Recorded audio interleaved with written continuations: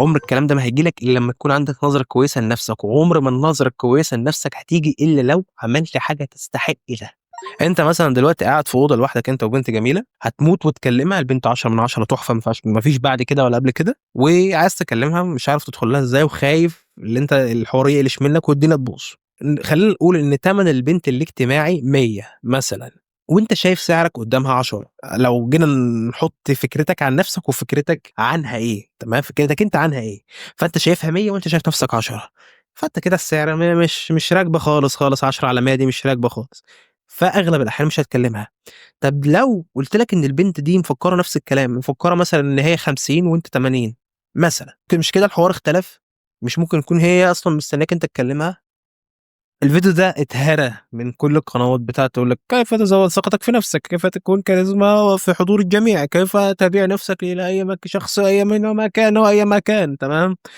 كل ده بلح، تمام. كل الفيديوهات اللي بتتكلم لك بالعربي الفصحى وبيجيب لك حد بيشخبط على سبوره بيرسم لك حاجات كده، كل ده عايز يبيع لك كلام ما بيطبقش حاجه. انا بص اقول لك على حاجه، مش عايزين نصيع على بعض، انت عايز تعمل الحوار ده عشان تشوط بنات، وانا مش بقول لك الصح من الغلط، انت عارف الصح فين والغلط فين، بس فكرة اللي انت تعرف تشقط بنات بس ما بتعملش كده، انت عندك قوة، تمام، كأنك بالظبط انت عندك قوة تقتل اي حد، بس ما بتعملش كده عشان خايف من ربنا، نفس الفكرة بالظبط، تمام. بس ما تجيش تبقى انت عيل ضعيف كده وطري، ولا مؤاخذة يعني لما اجي اقول لك اعمل لي حاجة ما تعرفش تعمل حاجة، وتقول لا انا اصلا مش محتاج القوة في حاجة، تبقى انت مجرد فم مالكش لازمة، تمام، وانت عارف الفم اخره ايه. حلو. فكلمة واحدة بس أقولها لك عشان تبقى اجتماعي ومحبوب وكاريزما وكل الكلام الجميل ده: initiative، مبادر. initiative، كلمة يعني إيه كلمة مبادر؟ كلمة مبادر اللي أنت لازم تكون سابق بالمعروف في الحاجة اللي أنت فيها أو في المجال اللي أنت فيه.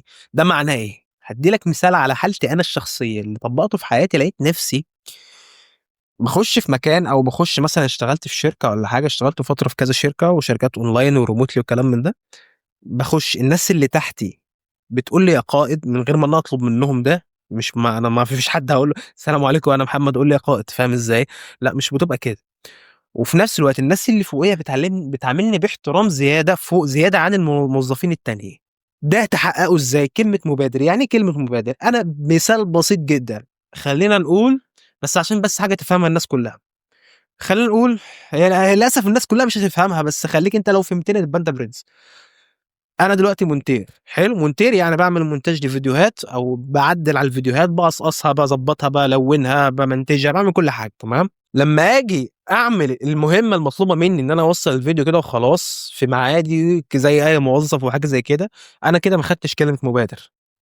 بس لما اجي اعمل الفيديو للعميل وابعت له مثلا ريكورد او لسته كده بالحاجات اللي انا عدلت فيها، وقلت له انا على فكره انت كان عندك مشكله في الصوت في الثانيه الفلانيه، على فكره الحته اللي انا كنت عايز احطها في الفيديو دي انا ضفتها من عندي وقعدت تعبت فيها، قعدت فيها بتاع 3 ايام مثلا عم اجيبها ومش عارف، قعدت اذكر له تفاصيل بس ما طولتش عليه قوي برضه، عشان انت لازم تاخد بالك من الحته دي تخليك خفيف، عندك ذكاء اجتماعي، وهذكر لك حته الذكاء الاجتماعي دي في المستقبل يعني. دلوقتي ما تطولش عليه قوي، بس في نفس الوقت تقول له اللي انت تعبت فيها، بس ما تقولوش بقى اللي انا مش تعبت فيها اللي هو انا طالع انت بص مش عارف، لا. الحته دي كانت اخذ مني مجهود كتير وقت كبير، بس الحمد لله عرفت انجزها في وقت قياسي، وسلمت لك الحاجه. انت بعد ما تسلم الحاجه تديني النتيجه الاول وبعد كده تتكلم، ما تجيش ودك فاضيه في اي حاجه في الدنيا، في اي حاجه في الدنيا. فبعد ما سلمت لك الحاجه دي وقلت لك تعبتني، عملت معاها 1 2 3 وكذا، هيقدر منك جدا الحاجه، لو خصوصا لو كان فيها فيدباك ليه، مثلا التصوير ما كانش حلو عدله، الصوت ما كانش حلو المره الجايه ممكن تعمل كذا هكذا، هيقدرها منك قوي قوي قوي، وهيبدا يقرب منك. عشان كده انا عملت علاقات كتير، دي العلاقات بتتكون كده. لما تيجي تعرف حد صاحبك، عارف انت صاحبك الكاريزما ده يقول لك انا هخلص الحوار ده بتليفون، الحوار ده عندي، دي بتيجي كده، بتيجي كده، ما بتجيش الا كده، تمام. اللي انت اديت اللي قدامك معروف، وكلمه معروف دي بتحسس اللي قدامك ان عليه دين ليك، فبيبدا يرده لك بمعاملته الاحسن ليك، لو هو اعلى منك في المقام او في الشركه يعني ايا كان، فبيبدا يرد لك الحوار ده بمعامله اقرب او احسن ليك، فانت ممكن تستغل المعامله الاحسن ليك دي لصالحك وتبدا تتصاحب عليه، ولما تتصاحب عليه يبقى انت كده كسبت علاقه جديده. العلاقه الجديده دي ممكن تفيدك في تليفون زي ما قلت لك، ممكن تخلص باي مشكله او اي حوار، تفيدك في حاجات كتير، تفيدك في حاجات كتير بقى. انت عندك علاقه، انت دلوقتي عندك كونت شبكه علاقاتك. حلو كلمه مبادر. كلمه مبادر دي انت لو مش عندك ثقه في نفسك وذكاء اجتماعي زي ما انا لسه حاكي من شويه مش هتعرف تعملها. فانا كل الفيديو ده عباره عن ازاي تكتسب ثقه في نفسك، وبجد بقى مش كلام الانشا بتاع الفيديوهات العاديه، وازاي يبقى عندك ذكاء اجتماعي عشان ما تبقاش غشيم. ما تبقاش غشيم. انا هنا مش متكاوي، انا اي نعم اقف في نفس اللفظ بس انا مش متكاوي. انا جاي اقول لك حاجه ازاي تطبقها بجد، وازاي تطبقها في مجال حلال، بحاجه بتاعت ربنا، حاجه انت محتاجها، حاجه تجيب منها فلوس، يكون سبب خير لك ان شاء الله. ولو كنت حاجه فدتك في حاجه قبل كده في حياتك ان شاء الله يا رب، بس ايه، دعوه، ولا حتى كومنت ولا لايك ولا شير، دعوه، مش عايز منك غير دي. تمام. مع انه في سبسكرايب هنا يعني، بس مش مشكله يعني، لو عاوز سبسكرايب ادعمني كده عشان قناه لسه صغيره صراحه يعني، ومهتم جدا بالفيدباك واعرف رايكم فيا وطريقه الكلام والالقاء كل حاجه يعني. تمام. ده شكلك لو شكلي ذات نفسه مش عاجبك قول لي، بس انا كده كده مش هغيره يعني، كده كده انا ودماغي يعني، فاهم. ماشي. ازاي تكسب الذكاء الاجتماعي والثقه بالنفس؟ خلينا في الاول بالثقه بالنفس، ودي سهله جدا، ممكن تبان غريبه شويه. لان الحوار انت ازاي الثقه بالنفس تعبان بقى لها سنين ومش عارف ايه، اللي قدامك ده اقسم بالله ما كنت اعرف ابص في عينيا كده، عينيا انا شخصيا، واتكلم كلمتين على بعض. بخاف من اي حد شخصيا نفسي، فاهم. وفي فيديو على القناه التانيه اللي فيها 1000 ونص، انا مش هحط لك لينكه عشان انا مكسوف حد يشوفني كده اصلا، بس الفيديو ده موجود لسه حرفيا بتفه بريال حرفيا بكلمك في الكاميرا. كان من اول فيديوهاتي، وانا فخور بيه، انا فخور بيه. بس انا مش بحب اوري يعني، مش بفتخر بالفيرجن اللي انا كنت فيه ده، بس فخور بالانجاز اللي انا عملته. فاهمني انا بتكلم في ايه؟ يا رب تكون فاهمني بس الحته دي. اه ما كنتش بعرف اقول كلمتين على بعض، ابص لحد عينيه في الارض، انا خايف مش خايف منه، خايف اللي قدامي ياخد عني فكره وحشه، فبخاف اقول له كلمه يفهمني غلط، فياخدني مش ياخدني على محمل الجد. ففي النتيجه النهائيه عمره ما حد خدني على محمل الجد في الاخر برضه، يعني الدماغ دي ما بتوصلنيش لحاجه. تمام. ففي فكره مبدا بدات اطبقه وسمعته صراحه بامانه شديده يعني، سمعته في فيديو من الفيديوهات دي، بس كانت قناه كويسه، كانت قناه فعلا تقيله. انا والله ما اعرف اسمه ايه، مش فاكر، سمعته وانا صغير قوي. انا بس اقول لك الحاجه اللي فادتني، عشان لو فعلا حد حاجه فادتني في حياتي انا لازم اقولها، مضطر اقولها. تمام. هي قريتها في كتاب قبل كده، بس انا عشان شفتها في فيديو سمعت معايا اكتر. وكنت في ظرف، خلي بالك في الحته دي، كنت في ظرف سمح لي ان انا اطبقها، فلما دقت النتيجه البسيطه قوي من الظرف ده استحاله كنت ارجع للوضع القديم اللي انا كنت فيه، عشان أنا دقت فعلا طعم النجاح عامل ازاي، وطعم ان انا اكسب اللي قدامي في صفي. تمام. بالمناسبه على السريع كده، انا معايا حد كان بيلعب في الجيم، بيلعب في الجيم معايا، اول جمهوريه باور ليفتنج. تمام. اول جمهوريه باور ليفتنج ده كان بيتمرن معايا في الجيم، هو اللي كان مسؤول عن الحوار ان انا اتمرن وكده مش عارف ايه، وظبطني ما شاء الله يعني. أنا مبسوط قوي بالنتيجه اللي وصلت لها، وخاسس اكتر من 12 كيلو، وعامل شغل فخم يعني لغايه دلوقتي الحمد لله. تمام. ولسه ان شاء الله اللي قادم اقوى، وكل الكلام الجميل ده. بس الفكره في ايه؟ الشخص ده ما شاء الله تمام معديني بكتير يعني، بسم الله ما شاء الله، بسم الله ما شاء الله، الله اكبر عليه. انا بشيل مثلا البنش الواطي، بشيل بلاطين اخري كده، هو بيشيل ثلاثه بسم الله ما شاء الله، ضوي في نفسه قوي يعني، ما شاء الله عليه. تمام. كسبته في صف، هو قال التمرين حلوه معاك، قالها لي في وشي، قال لي التمرين حلوه معاك، انا بحب اتمرن معاك، وبنيجي في نفس الميعاد وبنتمرن كل مش عارف ليه. انا دلوقتي لو الشخصيه القديمه اللي كانت بتكلمه مش كان عندي ثقه في النفس، هروح اجي اقول له السلام عليكم، ممكن انا بس ممكن اتمرن معاك، او مش هقول له كده، مش هينفع حتى اقول له كده، ما كنتش حتى هكلمه، انا كنت اخاف اكلمه اساسا، فكان هيضيع من قدامي، ما كانش فيه فرصه ان انا احتك بيه واتواصل معاه، فاهم. بس لا، انا جيت لقيته بيتمرن وقلت له يعني يا كوتش الوزن ده كنت تقيل شويه، مش ما كنتش لسه اعرفه، لسه داخل، والراجل هو كان جاي خاس، كان لسه متجوز، فقعد مريح 8 شهور في البيت، فخس يعني هو ما عادش فيه، الراجل مات، بس مع ذلك شال 3 بلاطات بسم الله ما شاء الله يعني، بقول لك معدي يعني. فقلت له يا كوتش الوزن ده ممكن يكون تقيل شويه مش عارف ايه، قال لي ياه انا خسيت قوي كده. فقعدت بقى ايه اهزر معاه شويه، وقلت له لا والله مش قصدي ومش عارف ايه، بس هي 3 بلاطات على اللي انت تشيلهم مره واحده، وحاسك لسه راجع ما اشوفكش كتير هنا، ففتحت معاه كلام ومش عارف ايه. فدخل انا اللي لعبني بلاطين ونص، ده وزني كنت كسره يومتها، كنت شايل 20 و10، ده رقم فشيخ، كان فشيخ جدا بالنسبه لي يعني. تمام. ودخلنا لعبنا انا وهو وعملنا حاجات حلوه خالص، ومن ساعتها واحنا بنتمرن سوا، من ساعتها واحنا بنتمرن سوا، فالكلام تحفه، كلام تحفه. فاهم؟ ده كله عشان انا خدت المبادره، ما كانش عندي قلق ان انا اكلمه. انا خلي بالك الكلام لو انت جيت تفكر فيها، انا جيت دخلت له يعتبر باهانه، انا مش قصدي طبعا اهانه، بس دخلت له اللي هو وزنه تقيل عليك. تمام. فاهم؟ انت تقدر تفكر في نفسك وانت بتقول كده لحد، حد ما تعرفوش كمان، ممكن يقلش منك جامد الموضوع ويقول لك انت ازاي بتكلمني كده ومش عارف ايه. انا عامل حسابي هعامله ازاي لو قال لي انت ازاي بتكلمني كده، هابدا اتراجع بقى واقول له مش عارف ايه، هو حقك عليا مش عارف ايه. بس دي شخصيه متمثله، ده مش انا على فكره. يعني انا مش هقول له حقك عليا انا هقول له كده قدامه في وشي بس عشان احسسه ان انا مش جاي اهددك ولا حاجه. فاهم؟ بس انا من جوايا اللي انت بتكلمني كده ليه انت كمان مش مستاهله ان انا امسك فيه. فاهمني؟ مش مستاهله ان احنا نمسك في بعض ونشتم فاهم؟ مش مستاهله ان احنا نعمل مشكله يعني. فابدا انا اتراجع عشان انا اصلا انا اللي بادئ. تمام. هي في الاول في الاخر مجازفه، بس انا ما عنديش مشكله ان انا اخدها، وما عنديش مشكله ان انا انضرب في وش حرفيا. دي الحياه، دي الحياه بشكل عام، لازم تجازف ولازم تاخد فرصك في الحياه. فعمرك ما يحصل لك حاجه كده غير لما تضحي بحاجه، اللي انت مثلا ضحيت باللي انت ممكن يتقال لك كلمه مش كويسه من حد. تمام. فعشان انت توصل للمرحله دي، في حاجه اسمها مبدا السعر. للاسف هطبقها لك بمبدا البنات عشان ده مبدا انت كده كده هتفهمه، كده كده هتفهمه مهما كان اللي بيشرحه لك مين. تمام. انا بشرح كويس انا عارف، بس الفكره في مبدا زي ده لازم يجي على حاجه انت بتحبها عشان تعرف تفهمني. تمام. مش باقول لك والله تروح تكلم بنات، أنا يا جدعان أنا مش واد ولا حاجة، والسلاسل موجودة وكل حاجة، بس أنا مش باحب أفرض عضلات على الناس يعني. تمام.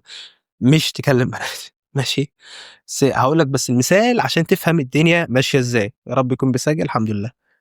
أنت مثلًا دلوقتي قاعد في أوضة لوحدك أنت وبنت جميلة، الظروف جمعتكم بشكلٍ ما، هتموت وتكلمها، البنت 10 من 10 تحفة، ما فيش بعد كده ولا قبل كده، وعايز تكلمها مش عارف تدخل لها إزاي، وخايف اللي أنت الحوار يقلش منك والدنيا تبوظ. فخلّينا نقول إن تَمَن البنت الاجتماعي 100 مثلًا، فحاطة لسعر لنفسها 100 وأنت شايف سعرك قدامها 10. لو جينا نحط فكرتك عن نفسك وفكرتها هي عن نفسها. تمام. أو أنت فكرتك عنها إيه. تمام. فكرتك أنت عنها إيه. فأنت شايفها 100 وأنت شايف نفسك 10، فأنت كده السعر مش راكبة خالص، خالص. 10 على 100 دي مش راكبة خالص، فأغلب الأحيان مش هتكلمها. طب لو قُلت لك إن البنت دي مفكّرة نفس الكلام، مفكّرة مثلًا إن هي 50 وأنت 80 مثلًا. تمام. مش كده الحوار اختلف؟ مش ممكن تكون هي أصلًا مستنياك أنت تكلمها؟ فاهم؟ الفكرة دي مثال بسيط فشخ، ما فيش أسهل منه، بس لو أنت جيت فكّرت فيها، الراجل مثال هارجع لمثالي أنا، الراجل اللي هو الأول جمهورية power lift اللي باتمرّن معاه ده، قال لي: "أنا كنت عايز ألاقي حد أتمرّن معاه بس ما فيش حد بيعمّر معايا، ما فيش حد مستحمل تمريني والناس اللي معايا مش موجودين وجاي لسه ناقل جديد هنا، مش عندي لسه ناس أعرفها في الgym."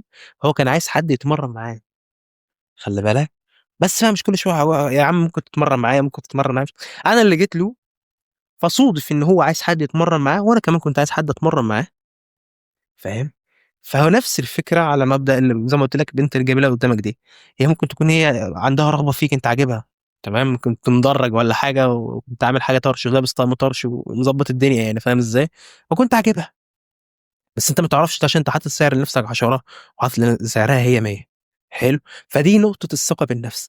على فكرة عمرها ما هتيجي غير لو أنت عندك حاجة في حياتك، وعمرك ما هتكمّل في حاجة سواء في علاقة زي علاقتي أنا والراجل اللي باتمرّن معاه، أو علاقة زي ما قُلت لك حاجة مراتك حتى يا أخي، غير لمّا أنت تكون عندك حاجة بتعملها في حياتك. لازم يكون عندك هدف بتمشي وراه، gym، تمرين، أكل، diet، حاجة يا اسطى بتعملها كل يوم. أنا ما ليش دعوة هي إيه ولا تفرق لي بجنيه. لو نِفْسك تتعلّم طبخ وتنزّل فيديوهات على تيك توك، أقسم بالله أحلى من اللي أنت تدّنك قاعد تلعب PUBG. تمام. فكرة حاجة نِفْسك الناس ممكن تستفيد بيها، حاجة ممكن تنفع غيرك بيها، فده بيتقّل قيمتك عند الناس اللي أنت بتنفعها، فبتبدأ تعمل علاقات منهم، فبيبدأوا ينفعوك بطرق أو بأخرى. العيال بتاعة التيك توك فاشخة الدنيا بالمبدأ ده. تمام. العيال بتاعة التيك توك كلّها عندها followers والناس بتعشقها فشخ وOh my God والناس تيجي تصوّر معاها وتغني وبتاع، عشان لفكرة إن هم عندهم رقم كبير، عندهم followers ومش عارف حاجات من دي. تمام. بس انت دماغك مش كده، انت يا صاحبي اللي انت بتتفرج عليها واصل لغايه النقطه دي اصلا من الفيديو، دماغك مش كده خالص، مالكش في القصص دي. انت عايز بس ايه؟ ناس تحترمك، ناس تكون تحت رجليك، مش تحت رجليك بالمعنى الحرفي، اللي هو يسمعوا كلامك، تقول كلمه تتسمع. عمر الكلام ده ما هيجي لك الا لما تكون عندك نظره كويسه لنفسك، وعمر ما النظره الكويسه لنفسك هتيجي الا لو عملت حاجه تستحق ده. في ناس بتقف تضحك على نفسها، ودول احنا بنسميهم الناس الفشره، اللي فشر بفشر. فشار يعني ايه فشار؟ بالمصري كده فشار يعني الذرات يعني ايه ذرات برضه؟ يعني بقول حاجه مش بيعملها. وانا والحديد التانى، وانا قتلت 100 واحد وجيت بدراعي ده، والله اعرف ناس كده، والله اعرف ناس كده، وانت عارف ناس كده. وجيت مشيت في الشارع لوحدي قبل كده، وكان معايا واحده تحفه ومش عارف ايه، وجيت ده ضربت 10 بايديا دي ومش عارف ايه، وكسرت لهم دراعاتهم. وبيتكلم مصدق نفسه ابن اللذين. واقسم بالله نفس الاشخاص دي والله امهاتهم بتجيب لهم طبق وتاكلهم، يعني ما بيرضاش ياكل لغايه ما امه تغرف له. فاهمني؟ موضوع صعب، موضوع صعب. بس انت ادام انت شخص وصلت لهنا، فانت عارف ان الكلام ده فسا. الكلام ده لما يجي يطبق على ارض الواقع، الراجل ده بيبان قد كده، العيل ده بيبان قد كده. تمام؟ انت مش عايز كده، انت عايز قوه حقيقيه، مش عايز يكون عندك عضلات على الفاضي. تمام؟ عايز قوه بجد. فلما القوه الجد دي بتيجي منين؟ عمرها ما هتيجي غير من المواقف اللي بجد. فالمواقف اللي بجد بتيجي منين؟ انت كنت في منطقه احتاجت منك اللي انت تتدخل، واتدخلت ونجحت الموقف. الموقف ما كانش هيمشي الا بيك. نظرتك لنفسك هتعلى. ومن لو كان في ناس حواليك وشافتك وادتك فيدباك كويس، اللي انت ازاي عملت كده، ما شاء الله عليك، نظرتك لنفسك هتزيد اكتر واكتر، فثقتك في نفسك هتزيد اكتر واكتر. وبالمناسبه انا مش عندي برضو خجل ان انا بقول الموضوع ده. ثقتي في نفسي زادت بحاجه بسيطه، هي الموضوع ده غلط، يعني الموضوع اللي حصل لي ده كان زمان وخدت نتيجه منه، اي نعم حلوه، بس انا خدت نتيجه غلط، يعني النتيجه المفروض ما كنتش اخدها، ما كنتش ده المصدر اللي المفروض اخد منه ثقتي في نفسي. تمام؟ ساعة ما بدأت أعمل فيديوهات خالص من وأنا من 4 سنين 5 سنين حاجة زي كده. إيه أنت ما شاء الله إيه المعلومات دي وطريقة كلامك حلوة ومش عارف، وأنا أصلًا كنت يعني باقول الscript 15 مرة. على فكرة الفيديو ده كله one take no script no أي حاجة، أنا حاطط بس 3 نقط حرفيًا وباتكلم عليه عشان تبقى عارف. شوف أنت أنا كنت فين وبقيت فين. أي نعم لسه باتكلم على سورة 4 بس كل ده من دماغي. معنى إن أنا باكلمك من دماغي، ما باقطّعش كتير. في قطّات وفي حاجات كده، لسه في قط أصلًا من نُص ثانية أنا عارف. بس الفكرة إن أنا ما باقطّعش كتير في كلامي، وعارف حاسس كده بقوة وأنا باتكلم. دي ثقتي بنفسي. أنا مصدّق اللي أنا باقوله، وفعلًا الكلام اللي أنا باقوله ده مصدّقه عشان أنا مجرّبه في نفسي، ونجح معايا، نجح معايا. فأنا معنى إنه نجح معايا أنا شايف فيه اللمعة اللي هو ممكن ينفع معاك أنت. تمام؟ فلو الكلام ده عاجبك، مش عاجبك زمانك طلعت من بدري، واللي طلع مش عايزه يولع بجاز. فاهم أنا باتكلم في إيه؟ أنت لمّا تيجي تكلم حد خلاص، أنت دلوقتي يا عم بتتكلم مع واحدة خطيبتك، هتيجي تقل منك في كلام. ده على فكرة اسمه shit test، وبيحصل لا وعي من الست اللي قدامك وبلا بلا بلا. كده كده بتعمله غصبٍ عنها، هي مش بتبقى مدركة إن هي بتقول كده. تيجي مثلًا تقول لك يا عم أنت بتعرف تضرب حد والّا تعمل حاجة؟ أقول لها طب اسكتي عشان ما يكملش بيكِ احتاجي من البروتين مثلًا. فاهم إزاي؟ تبقى حتة كده بتمشي. أنت هتيجي أصلًا نفس ما هي جات بفطرتها هتيجي بفطرتك. فاهمني؟ هتيجي كده حتة على الماشي، إيه أنت بتجيبها كده. فاهم؟ في نظرها أنت عليت عشان أنت نجحت في اختبارها، اللي هو بالمناسبة فطري، مش مخططة، هي مش عايزة تهينك، بس هي بتقول كده فطريًا. تمام؟ بتهزر معاك يعني بتنكشك. في نفس الوقت أنت جات من عندك فطري، فأنت كده رُحت لحتة الرجولة وهي راحت لحتة الأنوثة، سمعت الكلام بتاعك وعجبتها أكتر، وأنت إيه، رديت الرد الصح. رديت الرد الصح. أنت طبعًا مش هتاكلها وتكمل بقى احتياجك من البروتين، بس فاهم أدام أنت رديتني بنكش أنا هاخد كلامي بنكش وأرده لك تاني. يا بينج بونج رايحة جاية كده، أنت هتنبسط، هتنبسط أوي من نفسك لمّا تلاقي الحوار ده إن شاء الله ربنا يكرمك وتعرف تطبّقه في حياتك بجد. تمام؟ فنظرتك لنفسك زي ما قُلت لك تعمل حاجة. تعمل حاجة إزاي؟ بقية قناتي كلّها بقى إزاي تعمل حاجة في حياتك. وهانزّل لك فيديو ممكن يكون 4 ساعات والله، بس ما عنديش مشكلة إلى من يهمه الأمر. الفيديو ده هيكون عبارة عن إزاي تضبّط حياتك من الوضع اللي أنت فيه، أي نقطة، سواء كنت موظف أو طالب في جامعة أو لسه حتى عيّل في ثانوي مش عارف تمشي منين أو تروح منين. مع لا مؤاخذة أنا آسف إن أنا قُلت لك اللي أنت عيّل، أقسم بالله ما في أرجل منّك. عارف ليه؟ عيّل دي بس بمناسبة السِن مش أكتر من كده. تمام؟ أنا أبقى فخور لمّا أقول على نفسي أنا عيّل مثلًا عندي 20 سَنة وباعمل كل ده، فشايف اللي أنت العيّل اللي قاعد تقول عليّا عيّل أنا فشختك، الكبير اللي قاعد تكلمني يعني. فاهم إزاي؟ دي ده مفهومي عن كلمة عيّل لغاية دلوقتي يعني. تمام؟ عشان بس أنا صغير في السِن لسه، فأنا فخور بكلمة إن أنا عيّل وفشخكم أنتم الكل يعني. فاهم إزاي؟ أدام بتتعلم حاجة، بتاخد الحاجة كده على صدرك وعايز تاخد الكلام ده حاسّه مهم وتقيل وحاسّه هيفيدك في حياتك، وبتكتب ورايا حتى، مش يا عم مش بتكتب، الفكرة في إيه؟ مهتم بالكلام، عايز تطبّقه، عايز تغيّر من نَفْسك، والله العظيم أنت أحلى، مش هاقول لك من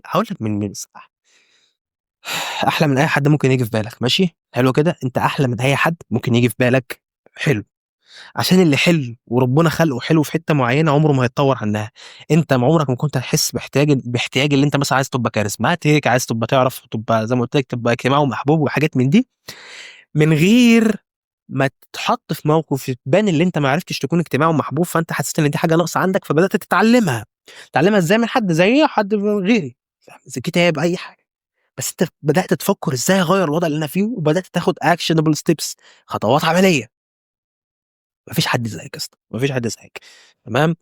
قُلت لك كده الثقة في النفس طوّلت شوية، بس كان لازم كل حاجة تتقال فيها بنفس الطريقة، بنفس الأسلوب اللي أنا قايله ده. وأتمنى تدّيني feedback على الطريقة والسرعة وكل حاجة تحت، وسريعًا بس كده زي break أو إعلان بسيط ليّا، أخوك برضه لازم يعمل إعلان، يعني لازم أطلّع لي قرشين من الفيديوهات دي، الفيديوهات دي طالعة بحُب يا شباب، أنا مش قاعد أتكلّم كده واقف وسايب gym وسايب حالتي وسايب شغلي عشان أقعد لك أدّي لك المعلومتين وما تنفعنيش بحاجة، نفّع أخوك. بُص، عندي server discord بنقرا فيه كُتب، بنعمل فيه إيفنتات، بنتقابل، بنعمل حاجات، بتشوف ناس شبهك وناس من نفس العقلية بتاعتك اللي عايزين يعملوا حاجات كتير. لو أنت يا سيدي أنت مونتير، هتلاقي مونتيرز شبهك وعايزين يتعلموا مونتاج، بيعملوا كل ما هو أُتيح قدّامهم إن هم يتعلموه، فهتلاقي الناس دي تفيدك وتفيدهم.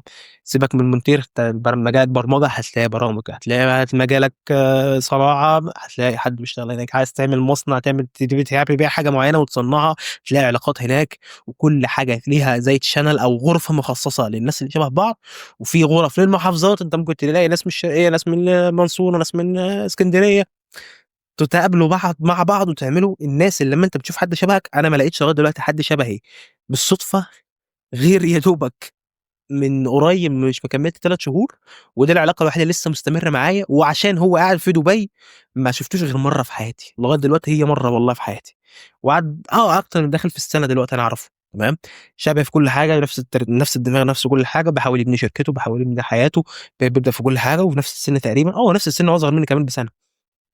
ما فيش بعد كده، بسم الله ما شاء الله عليه، بس هو كان عنده ما شاء الله فرصة أحسن منّي شوية، إن هو عرف يسافر بدري، وما لوش جيش وضبّط دنيته بدري، بسم الله ما شاء الله عليه، تمام، بيشتغل وعارف كل حاجة، وعارف تفاصيل في الشغل بتاعنا، عارف تفاصيل أنا ما أعرفهاش، وأنا عارف تفاصيل هو ما يعرفهاش، فإحنا قاعدين نفيد بعض، تمام، فالحاجة دي لا تُقدّر بثمن. السيرفر اللي أنا عامله ده، ده البيئة اللي فيها كل الناس اللي شبهي أنا وصاحبي ده. فاهم؟ هتلاقي حد نفس الدماغ، نفس الأفكار، بنفس التوجهات بتاعتك أنت، فأنت هتتبسط أوي من السيرفر ده، هتلاقي في حاجات كتير تحفة جوّه، هتخش هتلاقيني عامل introduction صغيرة كده باشرح لك فيه إيه السيرفر وإيه القنوات وكل حاجة والغرف والكلام ده كله، عشان أنت تخش تبني نفسك بجد. البيئة هي أكبر عامل مساعد على بناء الذات. البيئة لو أنت اتربيت مع شخص بيعرف يعمل الحاجة دي، أنت بنسبة 99% هتعرف تعملها، تمام؟ فأنا باوفّر لك البيئة دي، البيئة دي لا تُقدّر بثمن، وفعلًا أنا ممكن أحط أصفار كتير جنب الرقم اللي أنا حاطّه عليها، بس هي مبلغ رمزي بسيط جدًا عشان أكون برضه طلعت بحاجة بسيطة، ما يكونش الحوار free، وما يكونش free عشان ما يكونش سبهللة، رايحة جاية كده اللي عايز يخش واللي عايز يطلع، لأ أنا مش عايز كده، تمام، وغالبًا هيخش على رقم معين 200 واحد مثلًا أو 100 وهاقفله، عشان الناس دي كلها واللي جوّه دي هاعرفها وهاقابلها وننزل ونعرفهم واحد، واحد بالنفر، فاهم، فمش ينفع إن أنا إيه، أخلّيها مفتوحة للآخر كده، بس اللي أنت عايز تشوف الناس شبهك زي ما قُلت لك مثال لصاحبي وأنا والgym ده، ممكن تلاقيها في حاجات كتير، واحد صاحبك عايز يعمل مصنع، واحد صاحبك عايز يبدأ brand، عايز يعمل كذا، تلاقي حد هناك كده، عشان كل الناس اللي جوّه بتشتغل بلا استثناء، تمام، كده إحنا خلاص خلّصنا الحتّة دي وخلّصنا الثقة بالنفس وخلّصنا، لسه عندك حتّة الذكاء الاجتماعي، إزاي توقّف كلام، في كلام ما ينفعش تقوله، في كلام هتلاقي مواقف لازم تمشي فيها، في مواقف ما ينفعش تكمّل فيها كلام، في مواقف لازم تدّي ضهرك للي وراك وما تبُصّلوش تاني، تمام، المواقف دي تعرفها إزاي؟ للأسف بتيجي مع التجربة والخطأ، وأنا ما فيش حد هيقول لك كده، لازم بقى اقرا كتاب روبرت جرين 40 كتاب للقوة، مش عارف كتاب التأثير، كتاب كيف يربح الأصدقاء وتؤثر على الآخرين، كل ده بلح. مش هتيجي غير بالتجربة والخطأ، تمام، أنت هيكون عندك بس الأساس اللي أنت تعرف عايز تقول إيه وتقوله لمين وهتقوله إمتى، تمام، ده الأساس. كون اللي أنت توقّف كلامي عرفت الشخص اللي قدّامك ده يعني غبي مثلًا، مش هيعرف يستحمل الكلام اللي أنت بتقوله له، فخلاص لازم تمشي عشان توفّر وقتك ووقته، دي حتّة ذكاء اجتماعي تمام، ما بتجيش غير مع التجربة والخطأ، هتخش في project مثلًا خفيف، هتلاقي اللي قدّامك كلّه ما فيش حد بيعرف يشتغل، فأنت مضطر تخلع، بس أنت أول project هتخشه وناوي تخلع فعلًا لو أنت لقيت اللي قدّامك مش كده، مش هتعرف أصلًا اللي ما بيشتغلش ده شكله عامل إزاي، فاهمني؟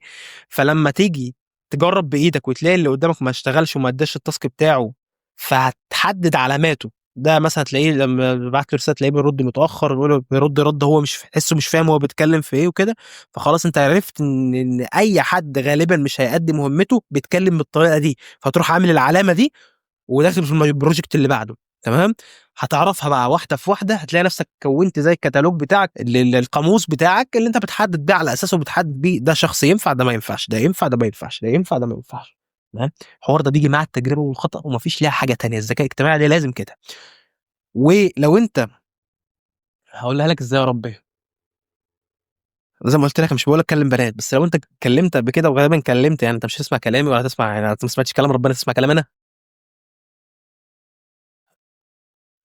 لمّا أنت تيجي تجرّب وتلاقي نفْسك أنت غالبًا فشكلت لمّا تلاقيها مشيت، عايزك تقعد تفكّر ليه، أنت غالبًا فكّرت ليه بس من ناحية الأغاني بقى اللي هي ما تسيبينيش يا حبيبتي حياتي في إيديكِ والكلام ده، لأ هي مش كده، فكّر ليه بسبب منطقي، هل أنا ما كنتش مثلًا راجل كفاية، هل أنا مثلًا ما عجبتهاش، هل أنا في حاجة قفلتها بزيادة، باتكلم بطريقة مش كويسة، مش الحاجات دي لو جيت والله جبت ورقة وقلم في 10 دقايق ساعة صفا 10 دقايق صفا مش ساعة صفا، أقسم بالله هتوفّر عليك 10 سنين لقدّام الورقة دي، أنا مش قُلت لك ادفع لي حاجة أهو، دي تعملها مع نفسك، أنا عارف قيمتها إزاي حلوة، تمام، هات الورقة والقلم دول واكتب فيهم يا بتسمع الكلام مني يا ابني، اكتب فيهم سابتني غالبًا عشان كذا، وكذا، وكذا.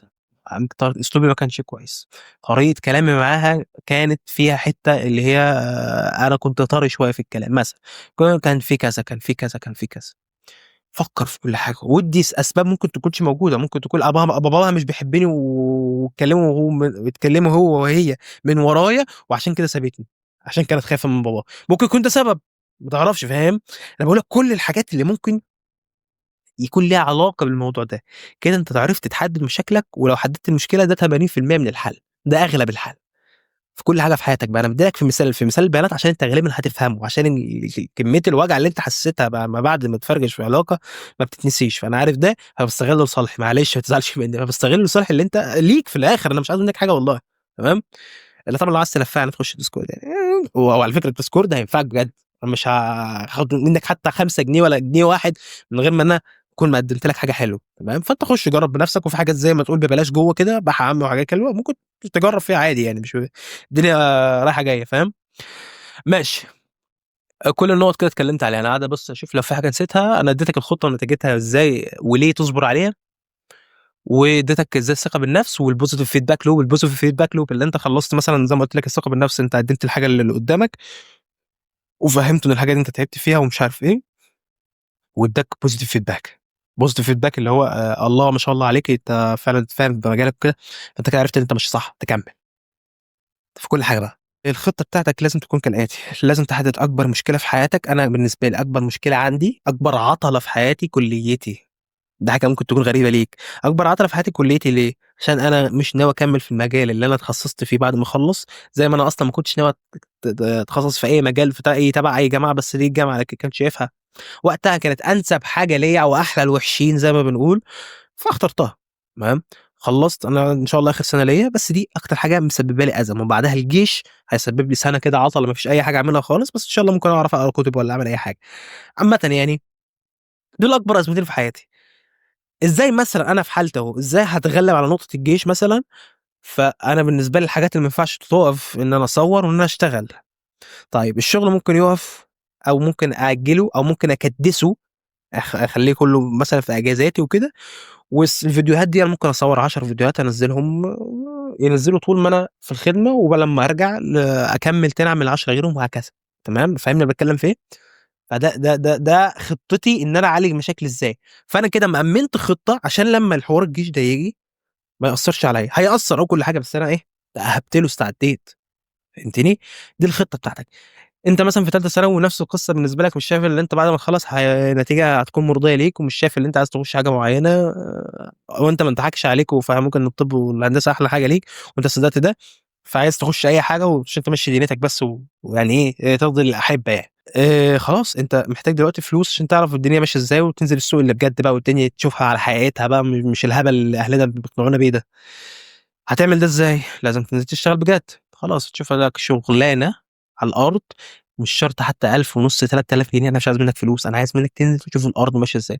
لو أنت اشتغلت already فأنت عندك النقطة دي تمام، خش على اللي بعدها، اللي بعدها اللي أنت تجيب لاب، لازم تجيب لك لابتوب، تمام. لو أنت مش معاك، تمام. أنا نقطة اللابتوب دي الخطوة رقم 1، بس الخطوة رقم 0 اللي أنت تشتغل تجيب فلوس اللابتوب لو مش عندك لابتوب. ده لا طبعًا الأهل مش هيعرفوا يوفروا لك ده، ما فيش مشكلة إن أنت تطلبه، ما فيش مشكلة إن أنت تطلبه، بس الأفضل طبعًا إن أنت تجيبه من معاك، بس مش عايزين نتعبك كتير أنت، عشان أنت فيك اللي مكفّيك، أنت لسه تكتشف حياتك وتشوف الدنيا هتمشي منين وتروح منين. الموضوع صعب أوي إن أنا أقول لك اشتغل والّا لأ وأنت راجل ومش عارف إيه، لأ عادي، خلّي حد يقف جنبك لغاية ما أنت تعرف تمشي على رجليك، ولمّا تقف تمشي، أول ما تقف وتمشي ما تقعدش تاني، ولو وقعت تقف بسرعة، تمام. حلو، حلو. هتقف تجيب اللابتوب، تختار لي بقى أي مجال من المجالات اللي في الدنيا، شوف لك أي حاجة عاجباك وداخلة على هواك script writing مونتاج، برمجة، شوف نِفْسك في إيه يا معلم واتعلمه من أوله لآخره واشتغل بيه بجد. لمّا تعمل كده هتلاقي عندك حاجات كتير تايه فيها road maps، أنت مش عارف تبدأ منين وتخلص منين والكورسات اللي هتاخدها إيه والكلام ده كله، أنا هاحاول أساعدك فيه على قد ما أقدر، إن ما كانش في حد في مجالك already في السيرفر يقدر يساعدك فيه. عشان كده قُلت لك أنا عامل السيرفر ده كده، ليه كده، تمام.